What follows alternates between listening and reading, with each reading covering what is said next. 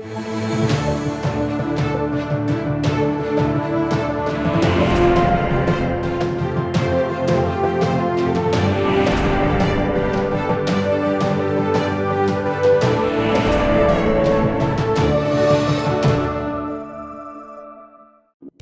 projeto intitulado Audiência de Custódia foi lançado este ano no Brasil pelo Conselho Nacional de Justiça. Entre os objetivos, desafolgar o sistema prisional brasileiro. A proposta, desenvolvida em parceria com o Ministério da Justiça e o Tribunal de Justiça de São Paulo, garante a rápida apresentação do preso a um juiz nos casos de prisão em flagrante. A constitucionalidade dessa norma chegou a ser questionada pela Associação dos Delegados de Polícia do Brasil, que ingressou com ação no STF contra a implantação da audiência de custódia. Para discutir o assunto, o Câmara Debate recebe a juíza de execuções penais de João Pessoa, Higina Josita de Almeida. Ela atua no Núcleo de Audiência de Custódia da capital.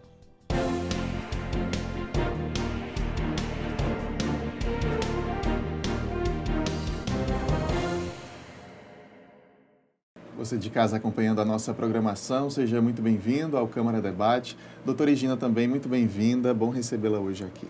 Obrigada pelo convite, eu quero saudar a todos que nos assistem. Doutora, a audiência de custódia já vem sendo uma realidade aqui no Brasil, né, implantada este ano. E eu quero, para a gente começar esse debate, que a senhora explique para a gente o porquê que é importante um mecanismo como esse existir hoje no nosso país. Na verdade, Lael, a audiência de custódia é uma realidade, inclusive na nossa capital paraibana, né, ela já funciona a pleno vapor, todas as tardes no Fórum Criminal, no sexto andar do Fórum Criminal. Hoje em dia, toda pessoa presa, em flagrante, que tenha praticado crime de João Pessoa, ela é apresentada ao juiz da custódia. Né? Então, o juiz vai avaliar, como você disse, né, inicialmente, se há necessidade ou não dele responder ao processo em liberdade. Isso é um marco civilizatório, né, porque é algo que já nós, há 22 anos, o Brasil subscreveu, assinou o Pacto de São José da Costa Rica, que dizia lá que toda pessoa deveria ser apresentada a um juiz. É muito importante, primeiro, porque vai mexer na estrutura do sistema prisional, que tá em falência, né? Um regime em falência, onde os presos se amontoam nas celas, presos até em alguns presídios, dormindo em banheiro, porque não tem mais onde dormir dentro da cela. Então, vai mexer primeiro nesse aspecto do sistema prisional. Por quê? Porque pessoas que não deveriam estar presas não vão mais estar presas. E eu já de antemão digo que as pessoas podem estar se indagando, e por que estão presas? Então, a culpa é da justiça. Realmente, eu como juíza da execução penal tenho, e o CNJ também, inspeções feitas nos presídios, temos averiguado que existem realmente pessoas que estão presas há mais tempo do que deveriam, ou que, pelo crime praticado, poderiam estar respondendo o processo em liberdade ou mediante medidas cautelares. Então, certo? Dará uma folga aí ao sistema Dará uma carcerário. folga porque haverá uma prisão qualificada. O juiz agora vai avaliar se há realmente necessidade, né, dele continuar preso. O que é que muda? Muda porque, ao invés do juiz ter acesso apenas aos autos, ao papel, o juiz agora vai poder olhar para o preso, vai poder tirar as suas dúvidas. Porque nós, antes de sermos juízes, somos seres humanos. Às vezes a gente tem dúvida e, infelizmente, quando a gente tem dúvida, a gente deixa preso, certo? Então, nós temos, na primeira semana, foram 54 presos apresentados na audiência de custódia e nós soltamos cerca de a metade, praticamente a metade. A população não pode reagir achando que a justiça está deixando o bandido na rua, enquanto pune ou enquanto se prova que ele era bandido mesmo? Bom, até que a sociedade seja orientada do que é a audiência de custódia e para que ela serve, ela pode espernear, porque tem direito. Ainda mais numa era do medo, como a gente vive a cultura do medo, né? Porque a criminalidade cresceu muito, né? E as pessoas querem uma resposta rápida, né? Quando elas são vítimas de algum, ou então quando elas são sensíveis a uma questão que, por exemplo, ocorre, algum crime que ocorre, elas querem uma resposta rápida. Nem sempre a resposta pode ser tão rápida, né? Então, inclusive, vem acontecendo muito, a sociedade a gente está vendo muito um retorno à justiça com as próprias mãos. Infelizmente, a sociedade desconfia, não tem credibilidade nos órgãos de segurança pública e nem no judiciário. Mas é errado pensar assim, porque o judiciário ele exerce um papel muito importante no Estado Democrático de Direito. Ele é um pilar, certo? É bem verdade que, por vezes, nós não conseguimos dar vazão à demanda que nos é apresentada. Porque hoje em dia até uma cirurgia que o Estado não concede, o município não concede, as pessoas vão à justiça. Então, as questões estão muito judicializadas e a gente tem que resolver o problema de todo mundo. Às vezes não dá tempo, por exemplo, julgar um preso num prazo razoável, certo? Então, como no Brasil a Constituição Federal diz que prisão não é a regra, é a exceção, então o que é que nós estamos fazendo com a audiência de custódia? Estamos filtrando, qualificando a prisão, deixando preso quem realmente é bandido, é criminoso. E aquele cidadão que não tem antecedentes, né, que praticou um crime sem violência ou grave ameaça, esse vai ter a chance de responder ao processo em liberdade. As anotações dele ficarão na audiência de custódia, né, para o caso de reincidência, né, ficará nos antecedentes dele a passagem pela audiência de custódia. Nós temos um vídeo aí que é uma espécie de campanha do CNJ, né, em prol da audiência de custódia, querendo esclarecer e convencer a população dessa importância. Vamos assistir e a gente volta comentando.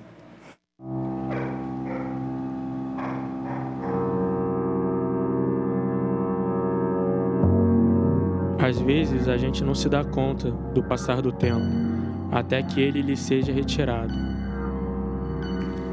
Imagina um pesadelo, você caminhando numa rua, indo para casa, um dia normal. De repente, tudo muda, e você nem sabe o porquê.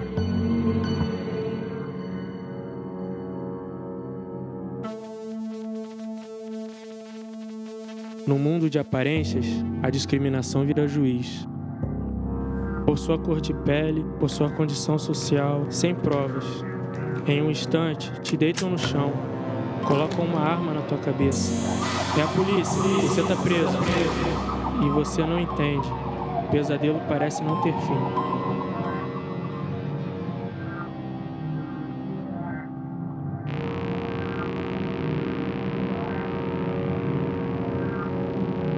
Fiquei preso por 16 dias. Eu, minha família e meus amigos saímos das sombras para evitar que outros cidadãos brasileiros passem por essa realidade. Apoie a criação das audiências de custódia, um passo em direção ao fim de injustiças.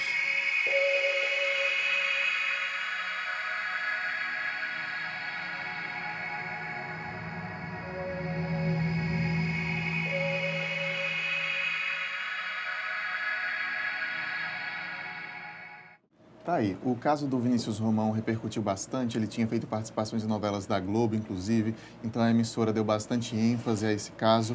Situações como essa, de fato, podem ser evitadas, doutora? Ele não tinha nada a ver com assalto, a moça nervosa na hora achou que era ele, era parecido, ele acabou passando 16 dias num presídio sem ter nada a ver com a história. Eu quero aproveitar e dizer para a sociedade que a audiência de custódia é justamente para casos como esse. A gente não criou audiência o judiciário não criou audiência de custódia para beneficiar bandido nem criminoso, não. Esse tem que estar atrás das grades mesmo, separado da sociedade. E ressocializado futuramente, porque é importante ser ressocializado para não voltar a reincidir. É para casos como esse, de injustiças. E nós temos vistos. A audiência de custódia é uma lição de vida, viu? Eu, como juíza, devo confessar que tenho escutado muitas histórias, porque a gente fala com o preso, diferentemente da hora que nós vamos saber sobre o crime, investigar o crime. Porque na audiência de custódia, o juiz não pergunta se é culpado, o juiz não pergunta isso. O juiz pergunta sobre a vida dele, onde é que ele trabalha, o que é que ele faz, para saber se realmente é um trabalhador, né? Onde é que mora, se tem endereço certo, e pergunta sobre a prisão. E aí, quando o juiz pergunta sobre a prisão, ele começa a contar a história dele. E nós temos visto várias histórias, a exemplo de uma senhora, né, que foi pega no supermercado botando leite, saco de leite na bolsa, né, por furto. A mulher, eu olhei os antecedentes, não tinha nada contra ela.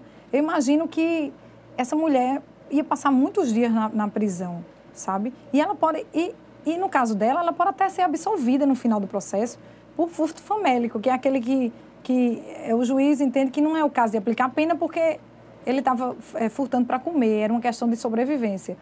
Né? Então, mas mesmo assim, uma mulher dessa, talvez se não tivesse audiência de custódia, ela passasse muitos dias na cadeia até que o juiz pudesse ter acesso, pudesse ter acesso a um juiz para contar a história dela. Quanto tempo, doutora? A gente tem como supor quanto tempo ela poderia ficar sem necessidade dentro de um presídio? Ela poderia ficar meses, infelizmente, porque a lei fala que nós temos que cumprir o processo num prazo X. Mas, infelizmente, o juiz não consegue cumprir nesse prazo. Não é porque o juiz não quer, não, é porque não tem estrutura. É muito pouco juiz para muitas questões, é muito pouco servidor para dar conta. Em todo o Brasil. É a realidade do Brasil. Até que a nossa é boa, que tem colegas juízes cumprindo, conseguindo dar uma sentença criminal em 3 meses, sabe? Até que a nossa realidade até que é boa. Mas mesmo assim, essa mulher ficaria presa sem necessidade. Eu garanto que ninguém que está me ouvindo aqui, hoje, se tivesse no meu lugar de juíza, deixaria uma pessoa dessa presa. É disso que nós estamos falando. A audiência de custódia não é para soltar bandido, sabe? Então, eu quero que, assim, orientar a sociedade e nesse aspecto, que não se preocupe, que juiz ele tem bom senso, né? Ele sabe ele tem noção de quem realmente praticou um fato isolado na vida e de quem vive daquilo, faz da vida criminosa a sua profissão. E pode ter um reflexo pior, doutora, deixar no presídio alguém que nem, no final das contas, depois do julgamento, nem vai cumprir uma pena de fato em presídio, como a senhora vem explicando. Pode ser pior esse popular, como as pessoas dizem, ladrão de galinha, está ali convivendo com pessoas pós-doutoradas no mundo do crime, digamos assim. Pode ter um reflexo pior isso? Com certeza, Lael. Eu sou também juíza da execução penal. Estou respondendo pela vara. E averiguei uma realidade existente na capital paraibana. Nós temos 8 presídios aqui, contando com de psiquiatria forense e também com o Roger, que é um presídio de preso provisório. Nós temos 8. Existe uma realidade hoje dentro dos presídios, uma facção criminosa. Como é que ela funciona? A facção criminosa são presos que se organizam dentro e fora dos presídios para se autoprotegerem, certo? E ele funciona como? Como um exército arregimentando soldados. Os soldados deles são esses ladrões de galinha, que vão sair do presídio daqui a poucos dias e que vão poder ficar vinculados a ele para cumprir crimes lá fora. Como é que eles forçam essas pessoas a praticarem crimes? Eles protegem a pessoa lá dentro, dão um colchão, deixam comer, não deixam morrer, dão proteção, mas cobram caro. Então, aquela pessoa, aquele ladrão de galinha, vende a alma ao diabo, né? Numa metáfora para dizer, porque depois que sai são obrigados a cumprir, né, as ordens que vêm de dentro dos presídios, infelizmente, é outra realidade, né? Apesar de muitas ordens são dadas dentro do presídio, através de visitas, através até de celulares, né, que a gente faz, há uma rotina do pessoal do presídio de tirar os celulares, de fazer inspeções para, mas eles conseguem, eles são muito antenados e conseguem ainda se sobrepor a essa questão da vigilância. E essas pessoas que poderiam praticar um crime, não são criminosos, praticaram um crime por causa do contexto em que se encontraram naquele momento, passam a virar criminosos de verdade, porque ou fazem ou pagam com a própria vida. Outra questão que eu me lembrei da vantagem, né? Vai melhorar o sistema prisional, vai melhorar também os números, vai melhorar para os cofres públicos, porque um preso custa em média hoje R$3.000 ao Estado. Eu fiquei pasmada, eu não sabia.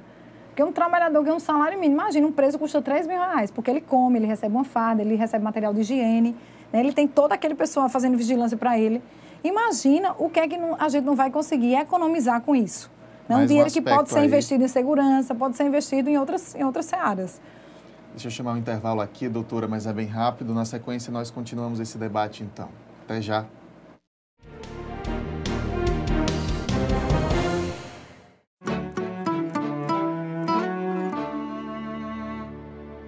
Hoje eu resolvi cantar pra essa cidade que resolveu morar em mim e que me faz bem ver o sol nascer na mão, no mar, na areia, sentir o sanhal a correr na minha veia.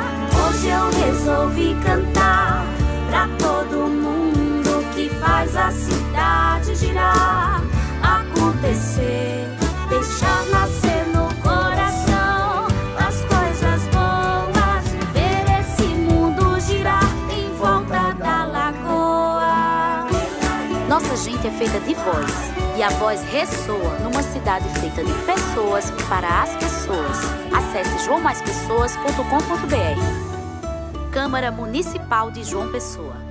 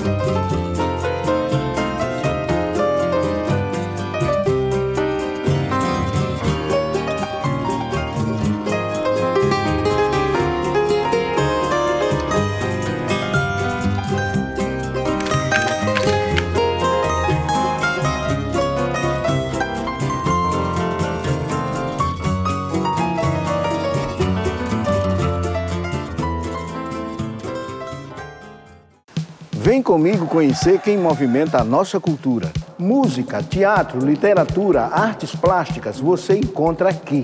Conheça a nossa gente.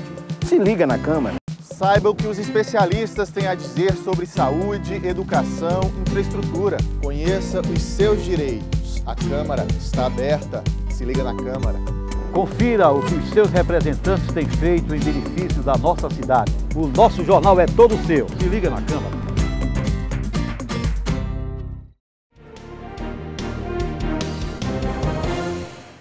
O Câmara Debate está de volta hoje recebendo a juíza de execuções penais de João Pessoa, Gina Josita de Almeida.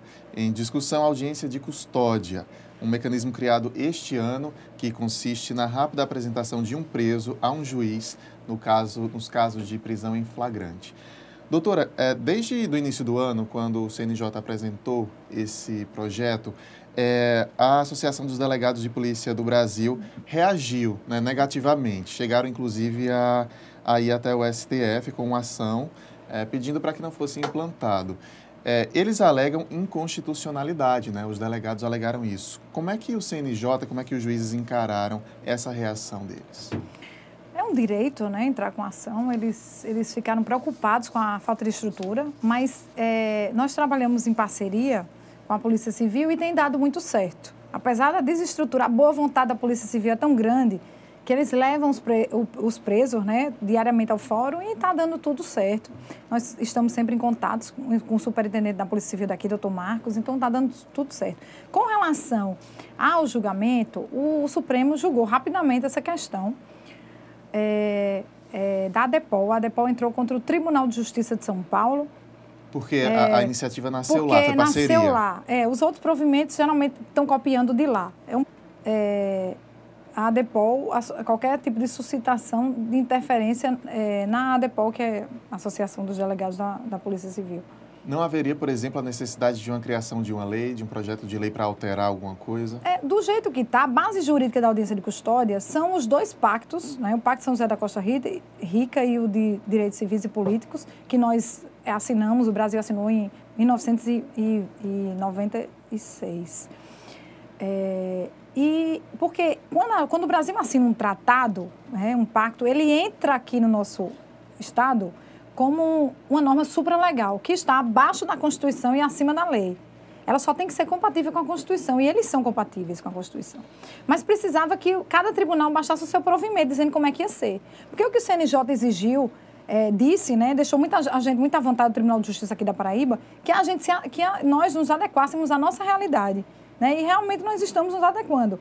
Tanto que, por exemplo, nós não temos condições de escutar os presos do final de semana, no final de semana. Os presos da sexta, sábado e domingo, eles são apresentados na segunda e terça-feira. Porque, infelizmente, ainda não temos o sistema desses juízes de plantão de custódia aqui na Paraíba. Então, eles deixaram a gente muito bem à vontade para observar a realidade local. E assim foi nos demais estados. E eu acho que isso é o que está dando certo. Porque se houvesse maiores exigências, talvez não desse tão certo. O CNJ tem dado, de fato, esse suporte aos estados? A Paraíba, por exemplo, sentiu esse suporte? Senti quando nós fizemos a primeira audiência de custódia, eu tive a honra de presidir, e o ministro Lewandowski veio, né, esteve do meu lado lá. Isso demonstrou, foi um ato simbólico que demonstrou o apoio que ele dá. Que é uma causa que ele abraçou e que eu acho extremamente importante, né, uma questão de avanço nos direitos humanos. Sabe? Eu acho que mesmo em época de cultura de medo os direitos humanos, eles têm que ser sempre ressalvados, e nós conseguimos direitos a tanto custo, esses direitos humanos, e isso é um ato civilizatório, a audiência de custódia. Quais são os órgãos, doutora, envolvidos para que uma audiência de custódia possa acontecer? Nós temos parceria com o governo do Estado, né, a Secretaria de Administração Penitenciária, que vai ceder as tornozeleiras, e vai ter um núcleo de monitoramento dessas tornozeleiras lá no núcleo da audiência de custódia, lá no Fórum Criminal. Também eles ficaram de ceder, e ainda está em andamento isso, mas já está tudo certinho, só falta colocar em prática, um núcleo de assistência social. Porque nós temos preso, essa semana mesmo, uma colega relatava que um preso saiu de lá de pé descalço. né, de pé descalço e com a farda do sistema penitenciário, que era um problema, né? Nós nos preocupamos porque o povo na rua vai pensar que ele fugiu do presídio. Então, esse núcleo de assistência faria uma fiscalização, porque nós, às vezes, soltamos, mas com medidas. Ou seja, o senhor tem que dormir, o senhor tem que se recolher em casa de 8 até 6 da manhã, o senhor não pode sair, certo? E essas tornozeleiras vão neles, é isso? As tornozeleiras vai num preso que tem um perfil de tornozeleira, não é todo preso, não. Mas aquele preso que tem um perfil de tornozeleira, ele vai receber a tornozeleira e só vai poder se deslocar num perímetro que o juiz delimitar. Eu acho que isso vai influenciar muito na diminuição da criminalidade, viu? Tem como exemplificar, doutora, que tipo de crime, que tipo de gravidade o juiz consegue saber que ele não precisa ir ao presídio ou o contrário? Olha, na audiência de custódia, por exemplo, crimes de Lei Maria da Penha, onde não haja risco para a vítima, certo? Crimes de furto, né? Crimes de furto com devolução já do celular. O preso, a pena dele não dá para ele ficar preso no final do processo. Então, para que ele ficar preso no começo? Né? Porque se a regra da Constituição é ficar solto, responder solto, então a gente tem que andar, o juiz está abaixo da lei, ele tem que cumprir a lei, né? Agora, por exemplo, a tornozeleira serviria para crimes de roubo sem arma de fogo, onde o acusado é primário. Normalmente, se ele fosse condenado num processo, se ele for condenado num processo criminal, ele não vai pegar a pena em regime fechado, ele ficaria no semiaberto ou no aberto. Então, para um crime desse, seria muito importante a tornozeleira. Imagina a gente poder saber onde é que o camarada está, né? Ele é uma prisão pior do que estar dentro do presídio, eu acho, uma tornozeleira. Você tem que estar disciplinado mesmo, dentro daqueles limites estabelecidos. Deixa eu explorar também um pouco mais com a senhora a situação do nosso sistema prisional no Brasil. A gente recebeu o secretário estadual, Wagner Dorta, recentemente em outro programa nosso, Câmara Aberta, e ele falava, por exemplo, que aqui na Paraíba nós temos o dobro do que é a nossa capacidade, que é de pouco mais de 5.000 vagas para detentos. Tínhamos mais de 10.000 detentos no dia que ele veio gravar conosco. Quer dizer, é uma situação grave, que é realidade também do país inteiro. Como é que a senhora analisa hoje e de fato, audiências de custódia terão um reflexo positivo no sentido de vagar esse sistema prisional? Bom, hoje o Brasil tem mais de 700 mil presos. Isso é a população de 9 capitais brasileiras, é muita gente. E sem que isso diminua a violência. A violência, a criminalidade só tem aumentado. Então, prisão não gera segurança. As pessoas têm a falsa ideia de que o ladrão preso, o bandido preso, ele vai gerar mais segurança. Não é. Não é. Eu partilho do entendimento de que é melhor que essa seleção seja feita pelo juiz da custódia, que realmente fique preso quem deve estar preso, para que o juiz da execução penal possa exercer atos de, assim, trabalhar na ressocialização deles. A ressocialização é muito importante, né? Porque se o preso não sair de lá ressocializado, ele vai voltar a delinquir, né? Ressocializar é como reciclar. Você pega você pega algo que não presta mais para o uso, bota numa máquina e ele sai um objeto com utilidade. O que é que o juiz da execução penal pretende, quer, né? Eu sonho com isso. Eu trabalho, eu penso em muitas formas de trabalhar na ressocialização, e nós temos feito isso junto com o Tribunal de Justiça, pegar o preso, dar a ele uma capacitação, né, para que ele saia de lá do presídio com capacidade de trabalho, com um ofício, né, para que ele tenha pelo menos uma chance de não voltar a delinquir, porque se sair sem nada é pior ainda. Né? Inclusive o CNJ tem um projeto muito bom, que é o Começar de Novo, que tem na página dele, oferece vagas para os presos, sabe? Para esse pessoal que é egresso do sistema prisional e que existe um preconceito muito grande com eles. Né? Então, eles colocam à disposição vagas, as pessoas se cadastram lá, é bem interessante esse sistema. É um caminho longo aí para atingir isso. É um caminho muito longo, mas eu acho que a audiência de custódia é um passo nesse sentido, nessa direção, né? De poder qualificar a prisão, diminuir a população carcerária e poder trabalhar com aquela população existente. Doutora, a gente está quase precisando encerrar o programa. Quero deixar a senhora à vontade agora com as palavras, inclusive para se dirigir diretamente à população que fica na dúvida, que fica com medo da justiça estar deixando o bandido na rua, como eu falei no início do programa. O espaço é da senhora. Eu quero esclarecer à sociedade que hoje eu estive dando uma palestra para os militares, policiais militares, e fui muito sabatinada. Eu disse até brincando que se fosse um concurso eu tinha passado de novo, porque... Eu fui muito sabatinada, mas eu acho que eu consegui dar uma mensagem positiva a eles. No sentido de que o Poder Judiciário tem muita responsabilidade. Nós sabemos o nosso papel. Essa audiência de custódia é importante, é muito importante, e os benefícios que ela traz, é uma semente que está sendo plantada hoje, mas que vai dar bons frutos, eu tenho certeza. Eu acredito na audiência de custódia. E as pessoas que estão em casa não se preocupem. O juiz não vai colocar preso, perigoso, preso, que realmente tem a vida voltada para o crime na rua, não. Né? A gente avalia a prisão e realmente só coloca, só dá o direito de responder o processo em liberdade a quem realmente tem preenche aqueles requisitos que nós estipulamos. Né? A gente tem que pensar de uma forma, assim, pensar que a audiência de custódia é um ato, um direito fundamental de toda pessoa e que qualquer um pode precisar, né? Porque nós, seres humanos, estamos passíveis de cometer crimes também. A gente dirige, né? A gente briga em casa com o marido, né? Com a mulher, com a esposa, né? Hoje é um preso de violência doméstica, amanhã pode ser você. Hoje é um preso que está lá na minha frente porque atropelou alguém no trânsito. Amanhã pode ser o senhor que está me assistindo, a senhora. Então, é importante que tenha esse direito de chegar para o juiz e contar a sua história, da gente saber que, porque a senhora atropelou uma pessoa na rua, a senhora não é uma criminosa, né? A senhora tem direito de contar a sua história e da gente saber que foi um ato isolado na sua vida, a senhora tem o direito de responder o processo em liberdade. Tá ótimo, doutora, está esclarecido. Muito obrigado pela presença, portas sempre abertas aqui, seja sempre muito bem-vinda. Obrigada pelo convite e obrigada a todos. O Câmara Debate desta semana termina agora, mas pela internet estamos sempre em contato com você.